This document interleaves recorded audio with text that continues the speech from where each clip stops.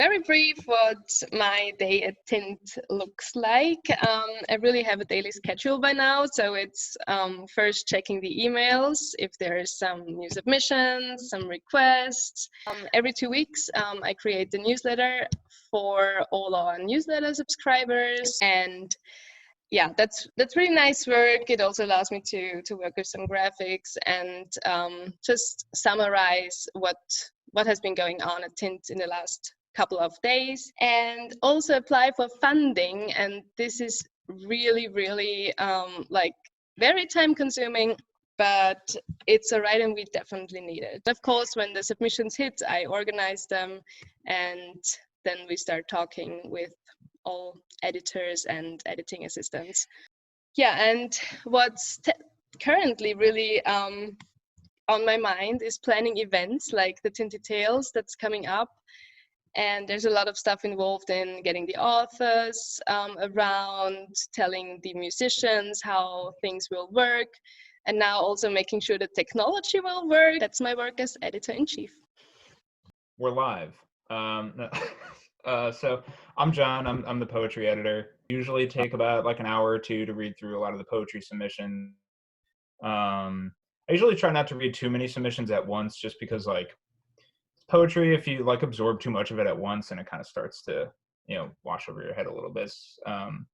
When we get like 100 or 200 or 300 submissions, it's a lot of work, but it's fun. I also do some book reviews too. I'm reading Carmen Bugan's book, Lilies from America, right now, which is really good. I've also been trying to track down some funding in the US as well. I mean, one thing that Lisa and I were discussing before the health crisis was working out, trying to find funding and like a way to make some events work in on this side of the pond. But yeah, that's kind of my job at Tint, so to speak, I guess. Yeah. Cool. So hi, I'm Rachel. I am social media coordinator at Tint. I do work with like Twitter and Facebook. So part of my job is like making like designs that better capture people's interest and get people like really interested in what's going on at Tint, whether that's the events that we're doing, whether that's like trying to get people to become patrons on Patreon, whether that's asking people to donate, or whether that's obviously our call for submissions, really trying to blast that out to as many people as possible. My schedule for Tint is basically I make all the posts like once a week, and then I schedule them through a scheduler, and I do that for Facebook and Twitter. I also interact with like other journals and other people on Twitter. So that's kind of like my schedule for Tint and what I do for Tint. Okay, my name is Andrea. I'm also social media coordinator for Tint. I do our Instagram posts. We have 3 Instagram posts a week scheduled, and also the stories. I do the graphics, the text, the hashtagging. And if I'm not on social media for Tint, I help out with some local stuff.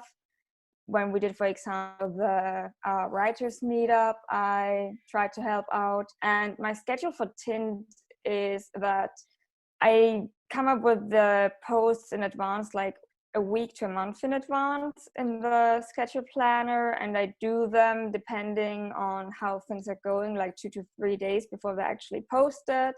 And I spend like at least an hour every day now on our social media interacting with others. So it started to take up a bit more of time, but it's really fun.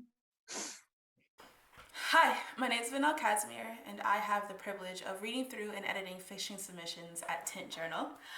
So at Tint, our mission is to create a platform for emerging and established ESL writers, and to encourage them to stand behind their native backgrounds. So I think the best part about what I do at Tint is that I get to read these stories. I think that it is so important and so amazing that we get to share those voices with our readers. So I think when we come at these stories, or when I come at these stories, my first goal is to maintain and sometimes not even touch that cultural tone and voice, to maintain that so that the readers can experience the same feelings that we get when we first read them. And I always come away with new insight and new knowledge into another people's lived experiences. And I think that is the best part about what I do here at Tint.